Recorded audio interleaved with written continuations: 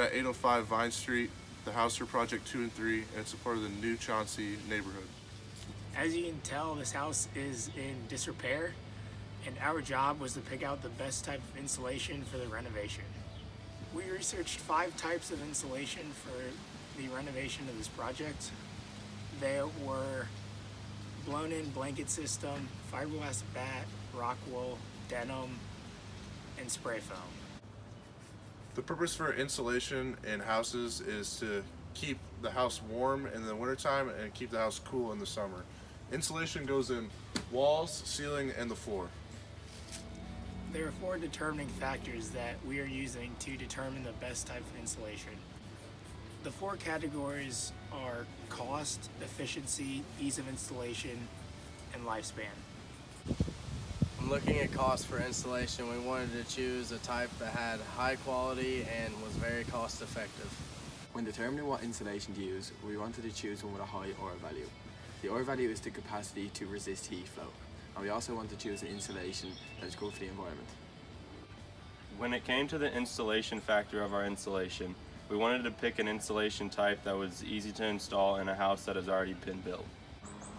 For the lifespan factor, we wanted to choose an insulation that would be durable so that it could last the lifespan of the building. Now we're going to head to a home improvement store to check out some various types of insulation.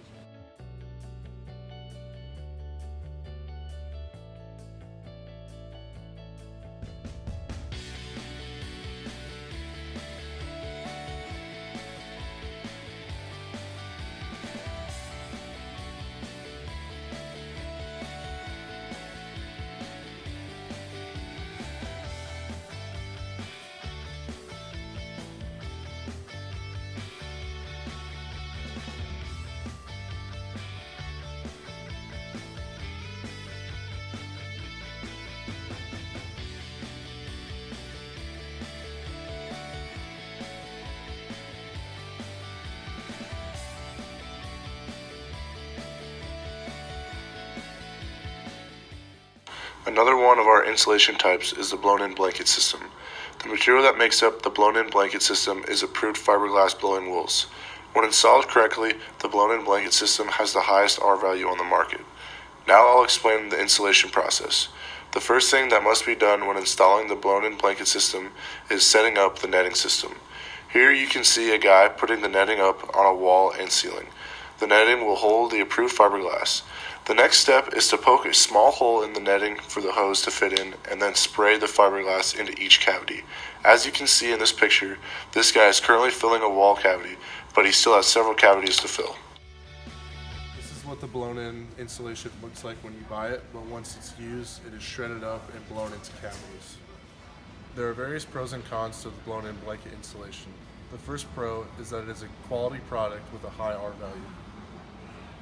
The second pro is that it's quick and easy to install if the house is just being built. Now for the cons. The cons are it costs a lot of money to buy and install, and it can only be installed by someone with a certification. Here is a video to help you better understand how the blown-in blanket system is installed. As you can see, this guy is going through panel by panel and poking a hole in the netting system. He then uses his machine to blow the insulation into the cavity, hence the blown-in blanket system. He needs to be sure that he fills each cavity to the proper density. If a cavity is not filled correctly, then that particular part will not receive the proper R value, thus making the building less energy efficient. Although the video is sped up, it is clear to see that this installation process is fairly easy. Once the netting system is set up, it is smooth sailing from there.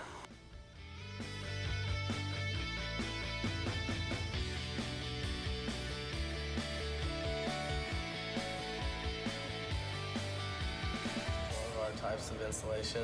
This is rock wool insulation.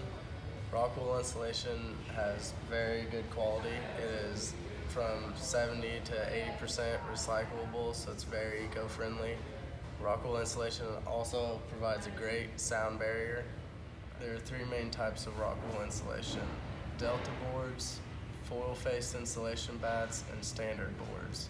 Delta boards and foil-faced insulation bats are most commonly used for insulating pitched roofs. Standard rock wool boards are most commonly used to insulate cavities in walls. These boards are easy to install, and the outer edge of the rock wool boards are covered in a more solid finishing material to help protect from that condition. Rock wool insulation is also very fire resistant.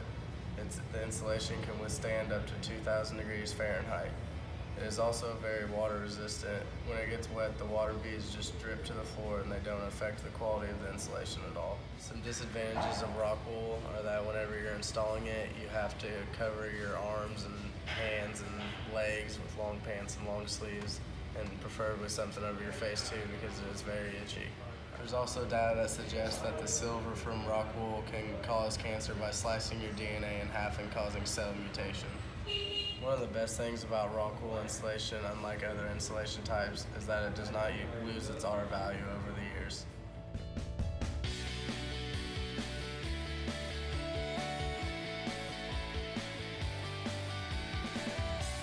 This is one of our types of insulation. It's a denim insulation. Denim insulation was the most recyclable type that we had. It's between 85 and 100% recyclable. Being able to find denim insulation in stores is also one of the issues that an installer would have to face. It can be found in some home improvement stores, such as the one we're in today, but of the 3 that are in town, only one of them has it currently in stock. There's a big push to install denim insulation in states that are eco-friendly.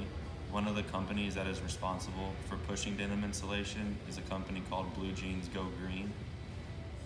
Blue Jeans Go Green is responsible for upcycling and producing over 4 million square feet of denim insulation. Without a corporation like Blue Jeans Go Green, denim insulation would be even harder to find than it already is.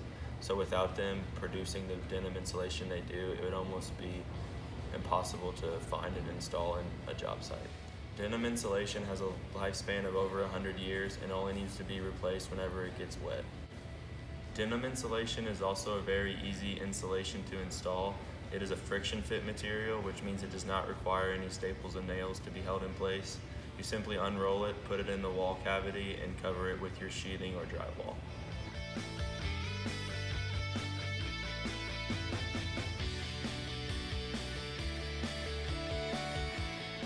Fiberglass bat insulation is one of the most used insulation types. As you can see, it makes up most of the store's inventory. This insulation type is used primarily for acoustical and thermal reasons. It comes in a multitude of different pre-made R values. The packaging on fiberglass bat insulation can give you a lot of information to help you decide what type of insulation you will use, as well as helping you figure out the amount you need. As previously stated, fiberglass bat insulation comes in different R values. This specific bat is rated at R13. This specific bat has the dimensions of 93 inches long, 15 inches wide, and 3.5 inches thick. This means that it will be used in an 8-foot wall. It would go between 16-inch on center studs, and it is used when the studs are made from 2x4s. It also gives you the number of pieces as well as the square footage to help you with calculating the number of bats that you will need to purchase. Fiberglass bat insulation is used throughout construction projects. It is used in both the floor and walls as well as ceilings and attics. Fiberglass bat insulation is used for a number of reasons. They range between cost, environmental impact, longevity, and ease of installation. Fiberglass bat insulation is very easy to install. If you picture this as a normal wall in your house, the fiberglass bat is rolled up and down the wall between the studs. It comes in precast rolls and bundles to make it easy to fit between the studs. Fiberglass bat insulation was originally manufactured with asbestos. Once this product was banned though, they started using other products such as fossil fuels, shredded fiberglass, and about 50% recycled materials. Research has shown that fiberglass bat insulation is able to save over 100 times the amount of energy that it took to manufacture over a 20-year period.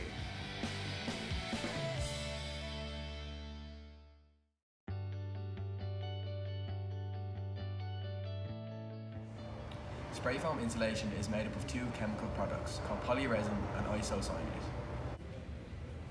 These two chemicals are stored in two separate containers and when mixed together cause a chemical reaction causing it to expand between 30 and 60 times its original size.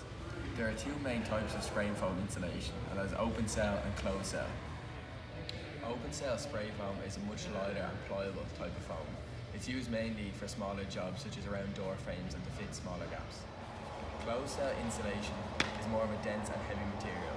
It is used for bigger jobs such as walls and in your attic. The material produces a more resistant surface to temperature and weather change. Open walls, floors, ceiling cavities, the spray foam is sprayed directly onto the surface in a constant motion in 2 to 3 layers to allow the foam to bind correctly. As the spray foam expands, it fills the small gaps and then hardens, forming an airtight barrier.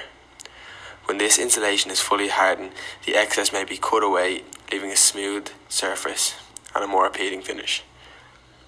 The insulation also prevents thermal bridging, mold growth, and air control sound. These are two spray foam insulations that can be found in Menards. This here is a small can that is used for filling small gaps and cracks in a home that anyone can use. And this one is a spray foaming kit that can be used for only professionals only. For cavity walls, a different process is carried out. Holes are drilled into the internal walls at equal distances apart. A hose pipe is inserted into these holes and begins pumping the foam into the cavities. This process is repeated through every hole cut into the wall. It is important that the last hole you cut is close to the ceiling as possible in order to fully cover the inside of the wall.